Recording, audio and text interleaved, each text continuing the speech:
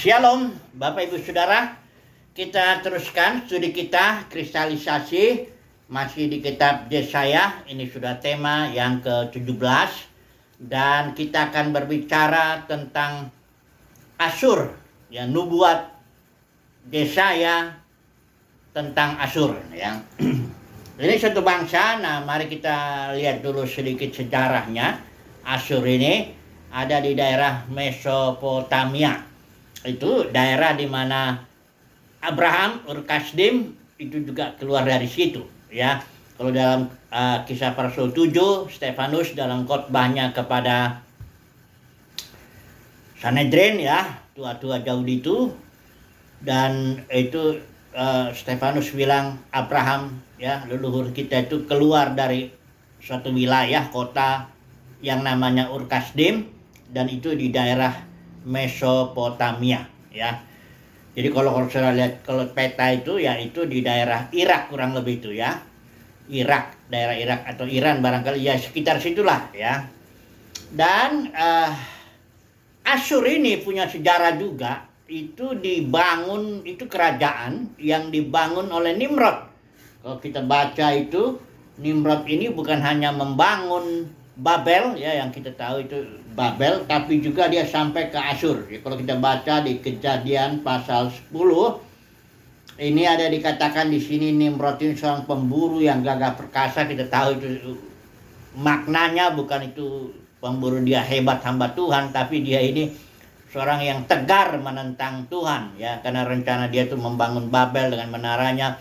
Dia mau mengumpulkan orang, dia mau cari nama bagi dirinya sendiri, Nimrod itu, ya. Tapi dia bangun Babel yang kita bahas itu kebanyakan. Tapi ayat 10 mengatakan mula-mula kerajaan si Nimrod ini terdiri dari Babel, Erek, Akad, semuanya di tanah Sinear. Dari negeri itu ia pergi ke Asyur. Ya, Asyur ini dia. Ya, lalu mendirikan Niniwe. Ada beberapa kota di sini, Niniwe, Rehoboth, Ir, Kalah, dan sebagainya. Nah, Asyur ini, ya, ini keturunan Sem. Kalau kita lihat tarik mundur lagi, karena ini Alkitab itu soal keturunan itu menentukan, ya. Abraham dia dari Sem, keturunan Sem, ya. Jadi kalau Nuh itu punya anak, kita tahu Sem, Ham, dan Jafet. Yesus juga dari Sem tentunya, ya kan. Sem, Ham, dan Jafet. Nah, keturunan Ham inilah si Nimrod itu. Ham punya anak Kusi punya anak Nimrod. Jadi si Nimrod ini masuk ke daerah keturunan Sem, ya, menggerakkan orang di situ membangun kerajaan untuk kemuliaan si Nimrod, kemuliaan sendiri, ya. Makanya ini sangat penting sehingga atau Babel, ya. Bahkan di kitab Wahyu Babel itu pun ditarik sebagai simbol, ya. Kita tahu Babel itu, kita sudah bahas itu 2 hari yang lalu. Nah, jadi Asyur ini keturunan Sem, ya, keturunan yang baik lah, ya. Tapi dibawa pengaruh oleh Nimrod membangun suatu kerajaan sendiri juga, ya, dengan kemuliaannya untuk Nimrod, ya, untuk pemimpin yang utama. Nah, Asyur ini kita lihat dulu sebentar mengenai nubuat sekarang, ya. Sejarahnya kurang lebih begitu, ya.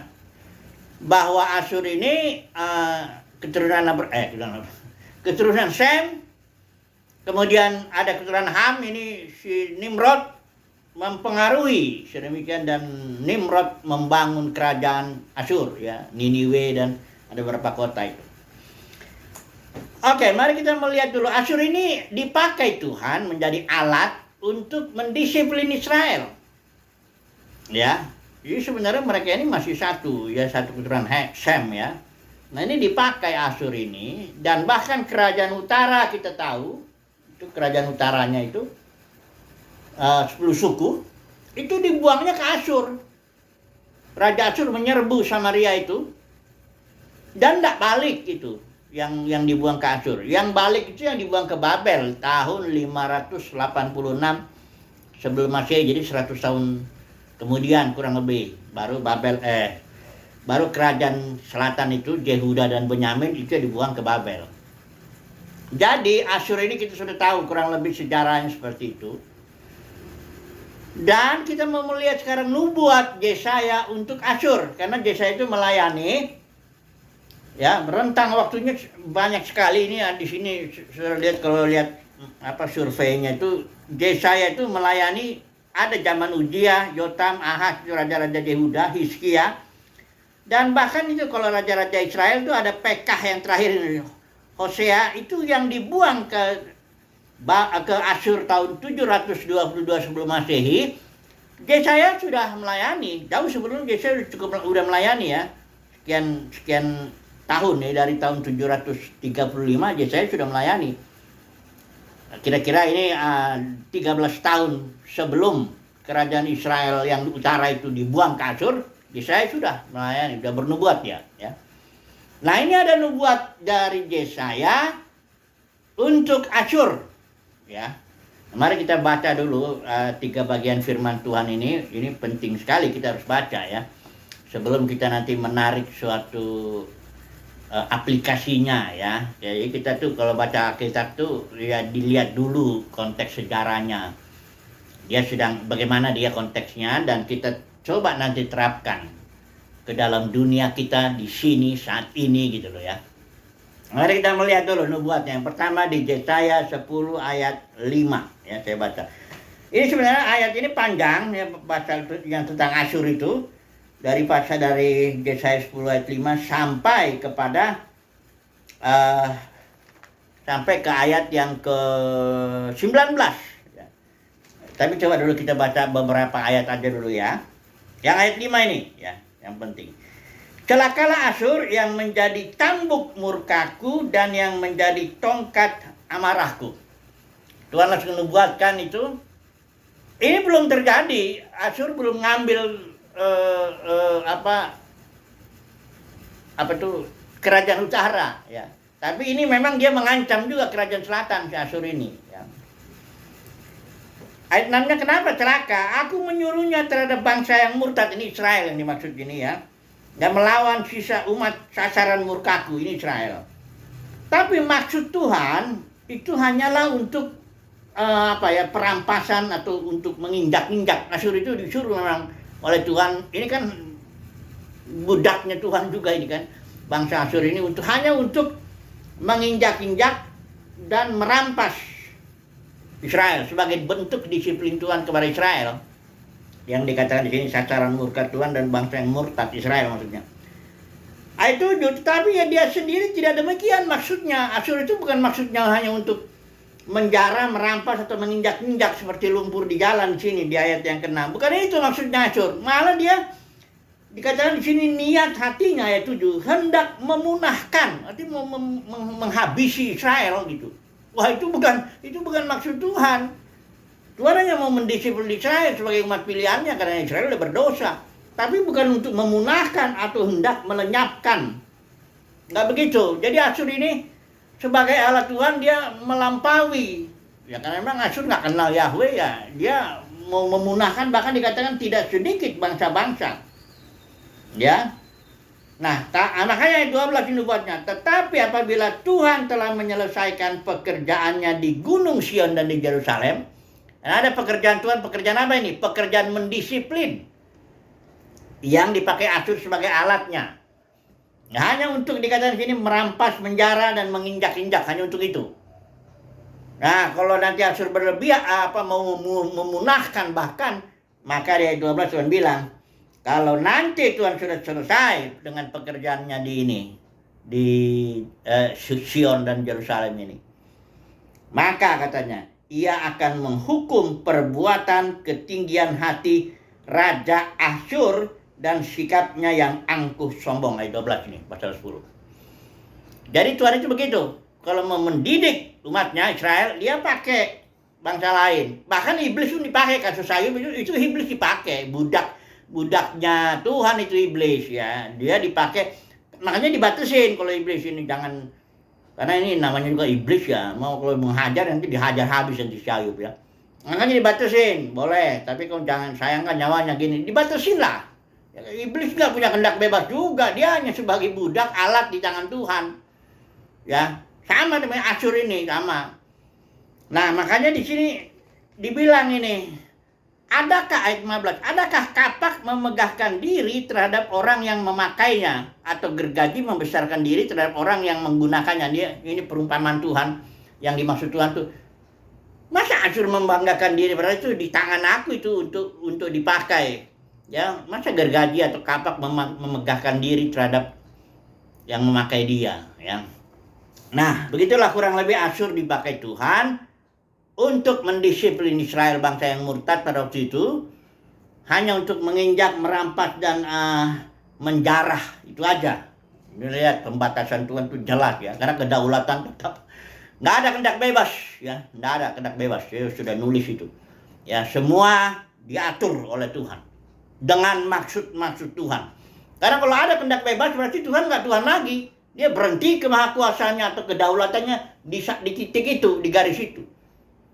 Ya, ada seorang khotbah yang terkenal ya, dia bilang Tuhan nggak menciptakan neraka untuk orang, tapi ya karena orang itu memilih sendiri. Waduh, dari mana ayatnya bahwa Tuhan manusia berkehendak bebas begitu menentukan ini dan itu? Kalau ada orang datang kepada Yesus, Yesus bilang bukan seorang pun datang kepada aku kalau Bapa nggak kasih karunia. Ya, jadi sekarang ini kan sedikit yang datang pada Yesus. Nggak usah heran, itu keputusan Bapa di sorga untuk begitu, ya.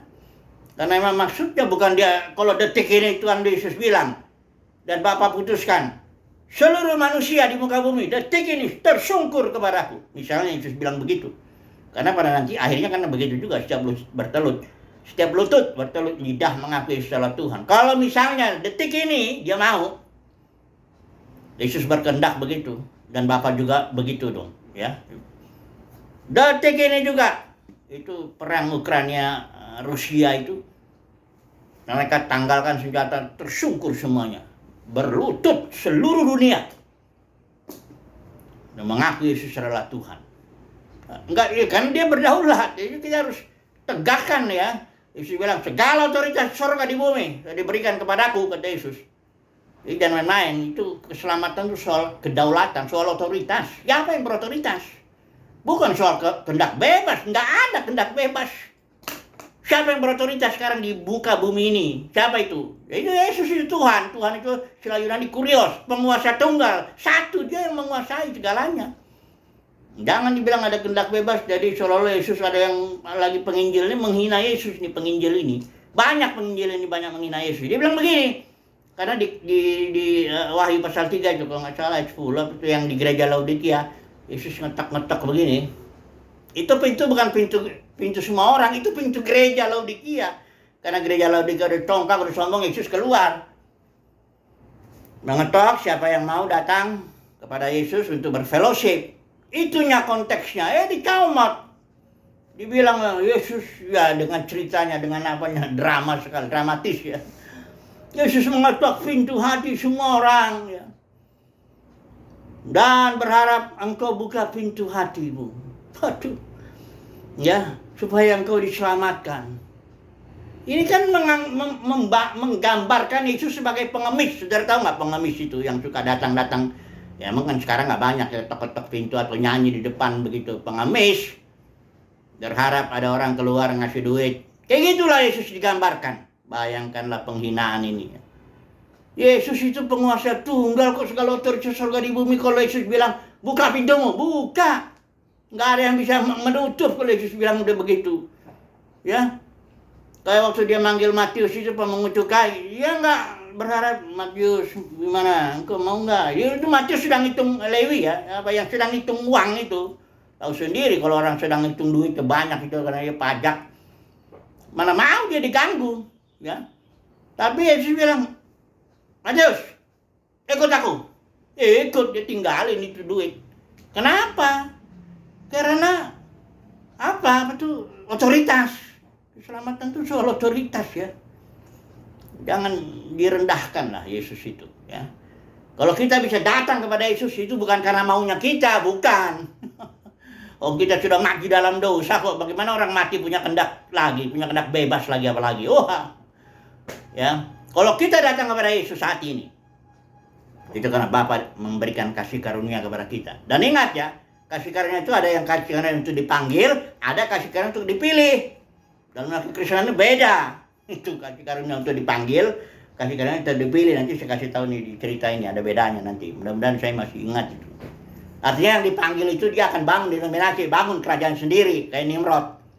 Itu yang hanya dipanggil. Tapi kalau dipilih, dia keluar dari situ. Melayani Tuhan dengan tahtanya, dengan otoritas Tuhan. Ya.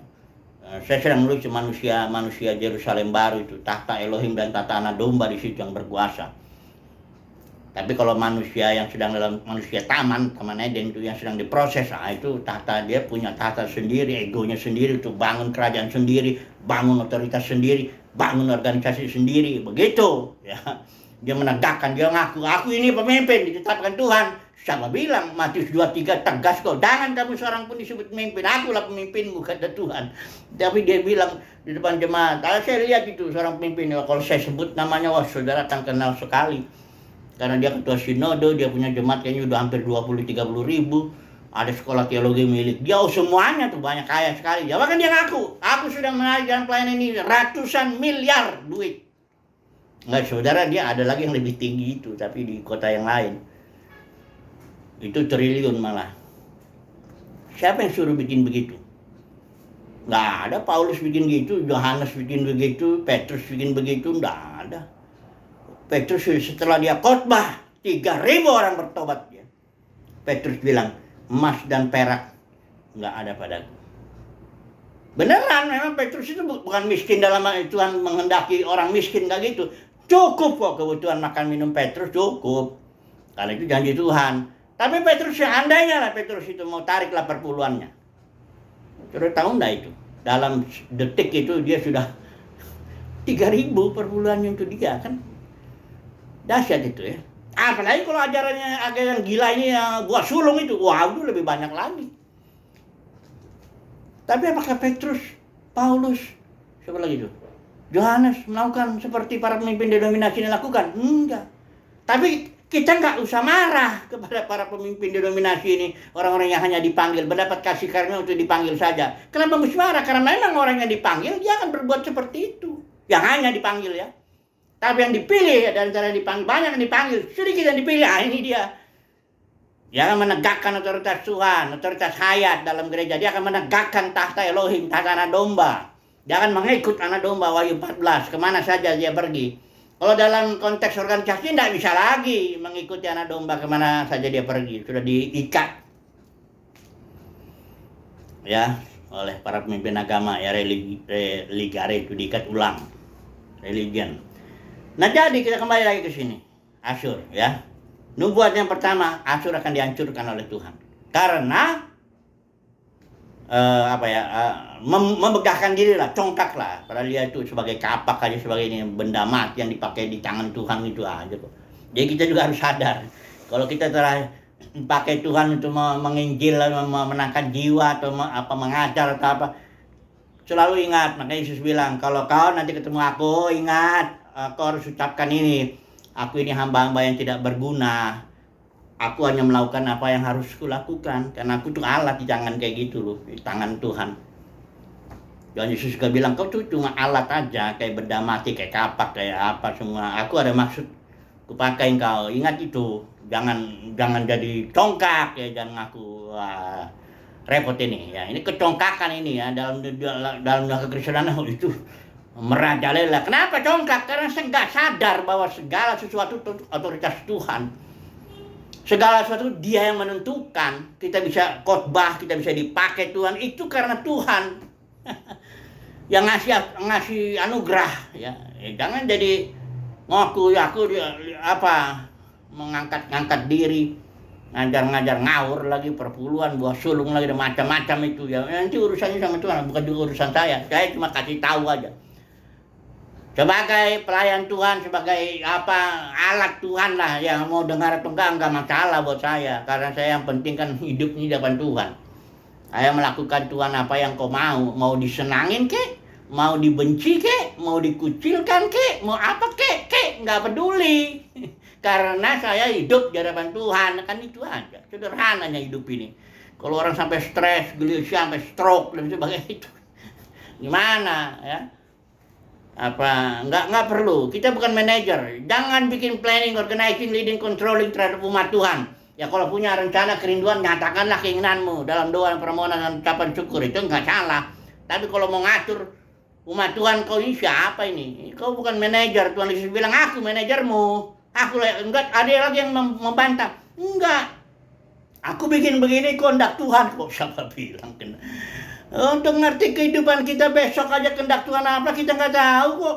Berani-beraninya lo rencanakan bikin program-program organisasimu, bikin apa rencana 10 tahun, 20 tahun, ada yang 5 tahun, setahun, ada yang macam-macam. Dari mana kau punya otoritas itu? Dari mana kau bisa tahu?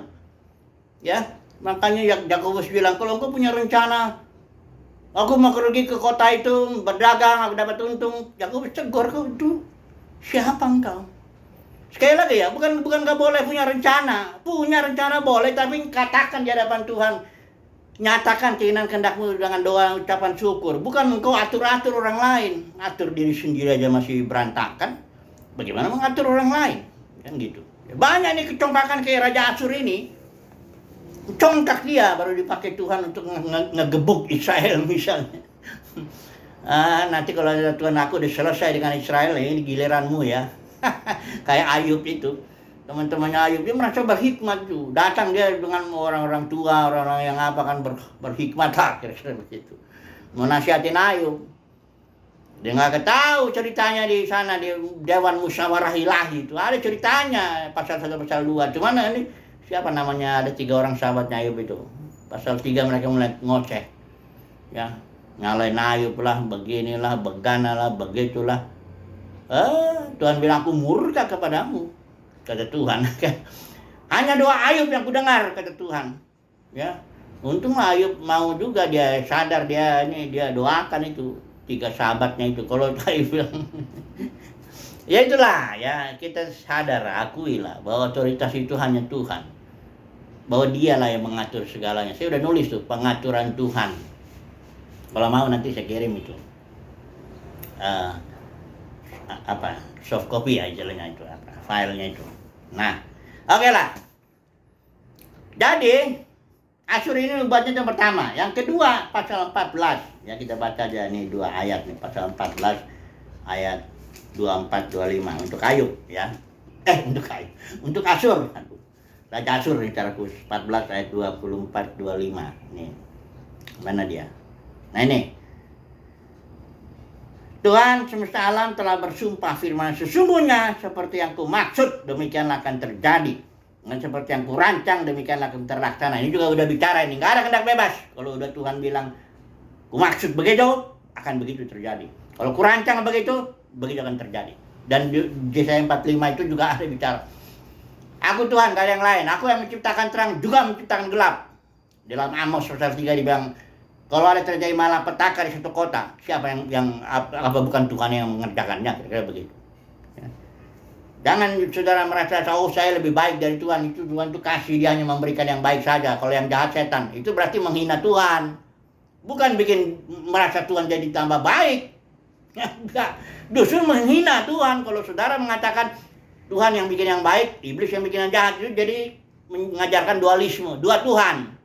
Satu Tuhan Yesus yang baik, yang satu iblis yang jahat. Sama-sama kekuatannya sama, otoritasnya sama, atau bukan sama lah, minimal orang Kristen itu mengakui seluruh otoritas kekuatan Tuhan nggak bisa dilawan. Tapi dengan ngomong Tuhan itu buat baik, iblis bikin jahat, itu kan sama aja merendahkan otoritas Tuhan, atau minimal mengurangi lah otoritas Tuhan.